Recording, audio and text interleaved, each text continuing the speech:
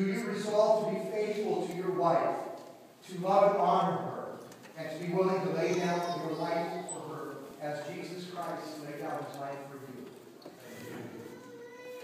Do you resolve to bless your children and teach them to love God with all of their hearts, all of their mind, and with all of their strength? Do you resolve to train your children to honor authority and responsibility? Do you resolve to confront evil, to pursue justice, and to love mercy? Do you resolve to pray for others, to treat them with kindness and respect and compassion? Do you resolve to work diligently to provide for the needs of your family? Do you resolve to forgive those who have wronged you and reconcile with those that you have wronged? 3 more.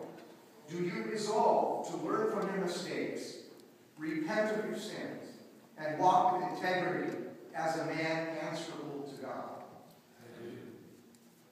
Do you resolve to seek to honor God, to be faithful to his church, to obey his word, and to do his will?